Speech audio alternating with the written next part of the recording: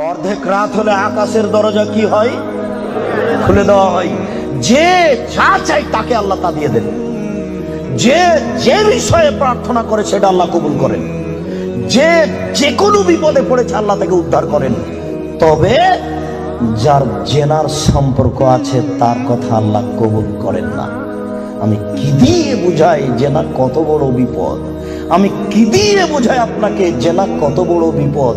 যেটা ঘরে ঘরে হচ্ছে, যেখানে সেখানে হচ্ছে, যেটা মানুষের কাছে আজকে পাপের কাজ নয়।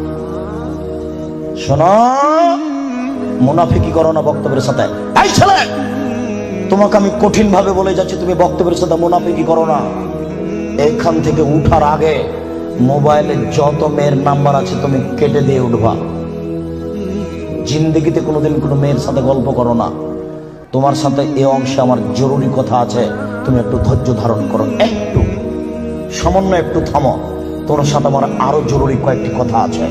মুহাম্মদ সাল্লাল্লাহু আলাইহি সাল্লাম বলেন, আমি রাতে ঘুমিয়েছিলাম, জিবরাইল আমার ডান হাত ধরলেন, মিকাইল আমার বাম হাত ধরলেন, ধরে আমাকে নিয়ে চলে যাচ্ছেন। যেতে যেতে দেখি অনেক মানুষ আসাদু সাইন দেখা পান, ফুলে ফেঁপে বিশাল বিশাল আকৃতি ধারণ করে আছে। 50 হাত 100 হাত উঁচু উঁচু হয়ে আছে। অন্তানাহু রিহান, দুর্গন্ধের টিকা যায় না, এত গন্ধ। কান্নাহুল মারাহিজ, মনে হচ্ছে যেন তারা গ্রামের টয়লেট, মনে হচ্ছে যেন তারা গণশৌচাগার, মনে হচ্ছে যেন তারা গ্রামের টয়লেট, মনে হচ্ছে যেন তারা গ্রামের শৌচাগার। যেই শৌচাগার টয়লেট পরিষ্কার করা হয় না, গণশৌচাগার, গন্ধের টিকা যায় না, বিশাল বিশাল রূপ ধারণ করে আছে। আমি বললাম, জিবরাইল মানা হলাই, কি এরা কে? জিবরাইল, এরা কারা? ছি ছি ছি ছি, এরা কারা? এত কোণে গন্ধ, এত কোণে ফুলে আছে। তখন জিবরাইল বললেন, অহমদ জোনাতা সাওয়ানি, এরা হলো ব্যভিচার, ব্যভিচারনি। বলো যুবক, মোটা মোটা হ্যাঁ ফুলে আছে, খুব গন্ধ, এরা কারা? ব্যভিচার, ব্যভিচারনি। তুমি সাবধান থাকো, তুমি একটু অপেক্ষা করো। শুনুন, আল্লাহ নবী বলছেন যে আমার ডান হাত জিবরাইল ধরলেন, বাম হাত মিকাইল ধরলেন, ধরে নিয়ে চলে যাচ্ছেন। যেতে যেতে দেখি একটা গর্ত, চুলার মতো। কোন চুলা? যাতে তন্দুরি রুটি হয়। তন্দুরি রুটি চুলা দেখেছেন? ভিতরে রুটি দিয়ে সিদ্ধ হলে বের করে নেওয়া হয়, এরকম চুলা। তার তার ভিতরে দেখি ধাঁধা ধাঁধা ধাঁধা করে আগুন জ্বলছে। হয় যে ইরতাফাও তিরতাফাও, আগুন যখন জোরে জ্বলে উঠছে তখন ওর ভিতরে যা কিছু আছে সব উপরে চলে যাচ্ছে। হয় যে খামেরাত রাজা উফিহা, আর যখন আগুনটা কমে আসছে তখন সব নিচের দিকে চলে যাচ্ছে। ফিহারে চালন অনিসাউন ওরাতন, তাতে দেখি পুরুষ এবং নারী জমা ধরে আছে উলঙ্গ অবস্থায়, পরনে কাপড় নেই কারো, এভাবে জমা ধরে আছে উলঙ্গ অবস্থায়। আগুন যখন জোরে চলে উঠছে, দাদা দাদা দাদা করে উপরে চলে যাচ্ছে, আবার যখন আগুন কমে যাচ্ছে তখন নিচের দিকে চলে যাচ্ছে। আর উপরে উঠলে মনে হচ্ছে যেন বের হয়ে পড়ে যাবে। দেখে সেখানে পুরুষ এবং নারী উলঙ্গ অবস্থায় জ্বলছে। আমি বললাম, জিবরাইল মানাউলা, এরা কারা? তখন জিবরাইল বললেন, অহমদ জনাত, তারা হলো ব্যভিচার, ব্যভিচারনি। আল্লাহ নবী বলেছেন, যেসব মহিলারা জেনায় লিপ্ত হবে ওদের লজ্জা স্থানের গন্ধে জাহান্নামীরা জাহান্নামে টিকতে পারবে না। যেসব মহিলারা জেনায় লিপ্ত হবে ওদের লজ্জা স্থানের গন্ধে জাহান্নামীরা জাহান্নামে টিকতে পারবে না। যেসব মহিলারা জেনায় লিপ্ত হবে ওদের লজ্জা স্থানের গন্ধে জাহান্নামীরা জাহান্নামে টিকতে পারবে না। মুহাম্মদ সাল্লাল্লাহু আলাইহি সাল্লাম বলেছেন। শুনুন সম্মানিত দিনী ভাই, আবু হুরায়রা রাদিয়াল্লাহু তাআলা আনহু বলেন, রাসূল সাল্লাল্লাহু আলাইহি সাল্লাম বলেছেন, আল বিকরু বিল বিকরি জিলদু ওয়া তাগরিবু সানা।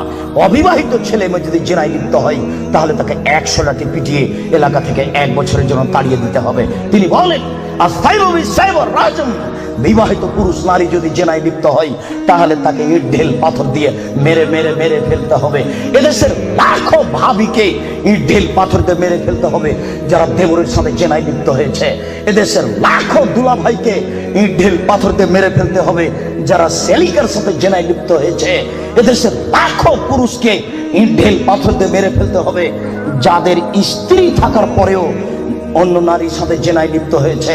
এদেশের লাখো নারী বেহায়া, বেশরমা, লজ্জাহীনা নারী যারা স্বামী বাড়িতে থাকার পরেও অন্য পুরুষের সামনে নিজের পরনের কাপড় খুলে উলঙ্গ অবস্থায় জেনায় লিপ্ত হয়। শুনুন, এদের ইট ঢেল পাথর দিয়ে মেরে মেরে মেরে ফেলতে হবে, এদের বাঁচার কোনো পথ নেই। রাসূল সাল্লাল্লাহু আলাইহি সাল্লাম বলেন, 3 শ্রেণীর মানুষকে হত্যা করতে হয়, তবে 2 শ্রেণীর মানুষের বাঁচার পথ আছে। মনে রাখুন, 3 শ্রেণীর মুসলমানকে হত্যা করতে হয়, 2 শ্রেণীর মানুষের বাঁচার পথ আছে, 1 শ্রেণীর মানুষের বাঁচার পথ নেই। এক, কেউ যদি বলে আমি কোরআন মানি না, তাহলে তাকে হত্যা করতে হবে। কেউ যদি বলে গাভীর দুধ হারাম, তাহলে তাকে হত্যা করতে হবে। কেউ যদি বলে মদ হালাল, তাহলে তাকে হত্যা করতে হবে। সরকারের পক্ষ থেকে গলায় ফাঁস দেওয়া হয়েছে, ফাঁস টান। তখন বলছে ভুলে হয়েছে আমার ভুল হয়েছে, আমি কথা ফিরিয়ে নিলাম, তাহলে তাকে আর ফাঁসি দিতে হবে না, নামিয়ে নিতে হবে, বেঁচে গেল। পাপ করেছিল হত্যার যোগ্য। আমি বুঝাতে পারলাম না মনে হয়। 2, কেউ যদি কাউকে হত্যা করে তাহলে তাকে হত্যা করতে হবে, এর নাম কিসাস। এই ছেলে, তোমার দাদার বয়স 90 বছর, তাহাজ্জুদ পড়ে ফজরের টাইমে বের হচ্ছিল, মসজিদে নামাজ পড়তে যাবে। কালকে তোমার দাদাকে একটা ছেলে গালি দিয়েছে, তাহাজ্জুদ পড়তে বের হওয়ার সময় দেখো ওই ছেলেটা, তোমার দাদা এক থাপ্পড় দিতে ছেলেটা মারা গেছে। এখন তোমার দাদাকে কেসাস স্বরূপ ফাঁসি দিতে হবে সরকারের পক্ষ থেকে, তবে তোমার দাদার বাঁচার পথ আছে। ওই ছেলেটার বাপ মা যদি বলে আচ্ছা যাক আমাদের ছেলেকে মেরেছে আমরা মারবো না, তাহলে তোমার দাদা বেঁচে গেলেন। কথা কি বুঝাতে পেরেছি? 3, রাজুলুন জানা বাদা হেসানিন, কেউ যদি বিবাহ করার পরে জেনায় লিপ্ত হয় তাহলে তাকে হত্যা করতে হবে, তার বাঁচার কোনো পথ নেই। কেউ যদি বিবাহ করার পরে জেনায় লিপ্ত হয় তাহলে তাকে হত্যা করতে হবে, তার বাঁচার পথ নেই। একটু জাতের মানুতুন মিন গামে দিয়ে গামের সম্প্রদায়ের একজন মহিলা আসলো আল্লাহ রাসূলের দরবারে, এসে বলছে তাহিরনি ইয়া রাসূলুল্লাহ, হে আল্লাহ রাসূল আপনি আমাকে পবিত্র করুন। তখন আল্লাহ রাসূল বললেন ইরজি, বাড়ি তুমি ফিরে যাও, আস্তাগফিরুল্লাহ, আল্লাহর নিকটে ক্ষমা চাও, ও তুমি ইলাইহি, তুমি তওবা করো, তোমার পাপ ক্ষমা হয়ে যাবে। তখন মহিলা কি বলছে, তুরাদ্দাদুনি কামা রাদ্দাত মাইজ ইবনে মালিক, আপনি মাইজ ইবনে মালিকের বিচার না করে বারবার ফিরিয়ে দিয়েছিলেন, আপনি কি আমাকে সেইভাবে ফিরিয়ে দিতে চাচ্ছেন? আমার পেট উঁচু হয়েছে, অবৈধ সন্তানে আমার পেটে অবৈধ সন্তান রয়েছে, দয়া করে আপনি আমাকে ফিরিয়ে দিন না, আমার বিচার করে দেন। তখন আল্লাহ রাসূল বললেন আচ্ছা ঠিক আছে, তুমি বাড়ি চলে যাও, যেদিন তোমার বাচ্চা হবে সেদিন আসিও, বিচার করে দেব। মহিলা বাড়ি চলে গেল, বাচ্চা সবে মাত্র প্রসব হয়েছে। মুসলিম গ্রন্থে এসেছে ওই বাচ্চাটাকে ন্যাকড়ার মধ্যে জড়িয়েছে, প্রসব হওয়া মাত্র জড়িয়ে নিয়ে এসে আল্লাহ রাসূলের দরবারে এসে বলছে আল্লাহ রাসূল এই দেখেন বাচ্চা প্রসব হয়েছে, বিচার করে দেন। আল্লাহ রাসূল মাথাটা নিচু করে বলছেন যে বাড়ি চলে যাও, ফারজি হে, বাচ্চাকে দুধ খাওয়াও, হাসতে থাকতে মেহে, যেদিন বাচ্চা দুধ ছেড়ে দিবে সেদিন আসিও, বিচার করে দেব। মহিলা চলে গেল, বাচ্চাকে 2 বছর দুধ পান করালো। 2 বছর পরে মহিলা বিচারালয়ে উপস্থিত, অফিয়াদেহি কেসরাত খুমসিন, এমত অবস্থায় বাচ্চার হাতে 1 টুকরা রুটি রয়েছে। এই রুটি প্রমাণ করে বাচ্চা খাদ্য খেতে পারে। ফাওয়াসাদাহু বিয়াদি রাজুলিন মিনাল মুসলিমিনা, আল্লাহ রাসূল ওই ছেলেটাকে একজন মুসলমানের হাতে সমর্পণ করলেন, বললেন যাও তুমি এই ছেলেটাকে লালন পালন করো। তিনি বললেন সঙ্গী সাথী এই যাবো বিহা, তোমরা একে মাঠে নিয়ে যাও, এই মহিলাকে মাঠে নিয়ে যাও, আফিরুল্লাহ সাতরেহা, মাঠে নিয়ে গিয়ে গর্ত খুঁড়ে বুক পর্যন্ত পুঁতে দাও, ফারজেমুহা, এরপরে তোমাকে তাকে ইট ঢেল পাথর দিয়ে মেরে মেরে মেরে ফেলো। সাহাবীগণ বলেন আমরা তাকে মাঠে নিয়ে গেলাম, মাঠে নিয়ে গিয়ে গর্ত খুঁড়ে বুক পর্যন্ত মাটিতে পুঁতে দিলাম, এরপরে চতুর্দিক থেকে ইট ঢেল পাথর মারতে লাগলাম। খালিদ বিন ওয়ালিদ বলেন একটা পাথর আমি নিয়ে তার মুখের উপরে মারলাম, ফাতারা জাহাদাম আলা ওয়াজহি খালিদ, পাথরটা মুখে লেগে মুখ ফেটে রক্ত ছিটে খালিদের গায়ে লাগলো। খালিদ গালি দিয়ে বলছিলেন ছি ছি, একজন জেনাকারিনী মহিলার গায়ের রক্ত আমার গায়ে লাগলো, এরকম কিছু হবে? আল্লাহ রাসূল বললেন মালে রে খালিদ তুমি গালি দিও না, লাগা তাওবা তাওবাতান লাউ তাওয়া সায়মানসিন লা গফিরা লাহু।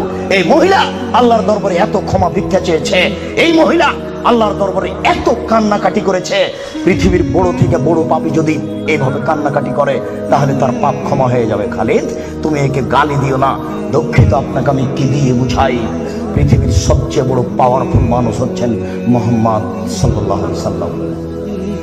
পৃথিবীর ইতিহাসে এত বড় পাওয়ারফুল মানুষ কেউ জন্ম নেয়নি, কিয়ামত পর্যন্ত কেউ নিবে না। জান্নাতের গেটে বড় অক্ষরে লেখা আছে, সর্বপ্রথমে যিনি জান্নাতে প্রবেশ করবেন তিনি হলেন মুহাম্মদ সাল্লাল্লাহু আলাইহি সাল্লাম।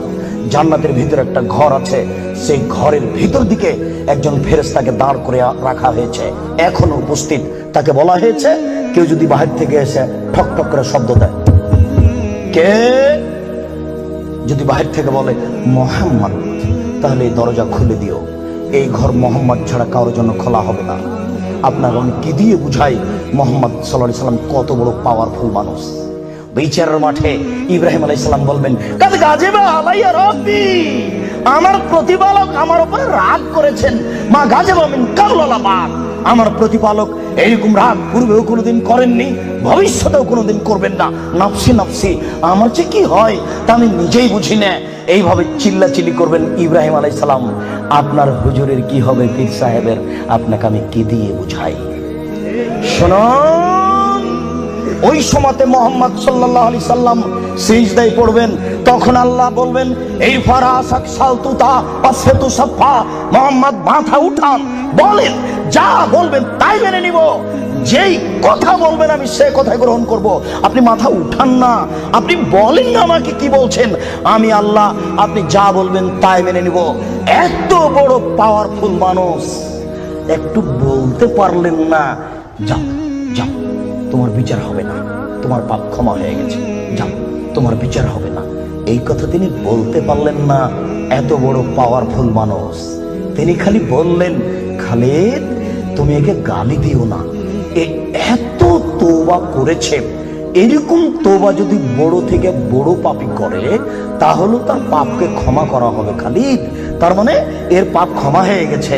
তাই তো তিনি জানাজা করলেন, তাই তো তিনি কাফন দাফন করলেন, কিন্তু তিনি তাকে বলতে পারলেন না, যাও যাও তোমার বিচার হবে না, তোমার পাপ ক্ষমা হয়ে গেছে। পৃথিবীর সবচেয়ে বড় পাওয়ারফুল মানুষ এ কথা বলতে পারলেন না। তার মানে বিবাহ করার পরে জেনায় লিপ্ত হলে তার দুনিয়াতে বেঁচে থাকার কোনো সুযোগ নেই। আমি আপনাকে কি দিয়ে বুঝাই শরীয়ত কি জিনিস? বিবাহ করার পরে জেনায় লিপ্ত হলে তার বেঁচে থাকার কোনো সুযোগ নেই। আব্দুর রাজ্জাক সাহেব, কথা বুঝেছি, একটু দয়া করে কোনো পথঘাট বলেন। জি, পথঘাট আছে, চিন্তা করবেন না, নিরাশার কিছু নেই। শুনুন, নিরাশার কিছু নেই। এই পাপ কার সাথে জড়িত? আল্লাহর সাথে জড়িত। আল্লাহ নবী বলেছেন, কেউ যদি জেনে শুনে 1 টাকা সুদ খায়, 36 বার জেনা করে যত পাপ হবে, 1 টাকা সুদ খেলে তার চেয়ে বেশি পাপ হবে। তিনি বলেছেন, সুদের পাপের 70টি ভাগ রয়েছে, ছোট ভাগ হলো মার সাথে জেনা করলে যেমন পাপ হয়। সুদ যত বড়ই পাপ হোক না কেন, সুদের পাপ কার সাথে জড়িত? আল্লাহর সাথে জড়িত। জেনার পাপ কার সাথে জড়িত? আল্লাহর সাথে জড়িত। যুবক, তুমি নিরাশা হবে না।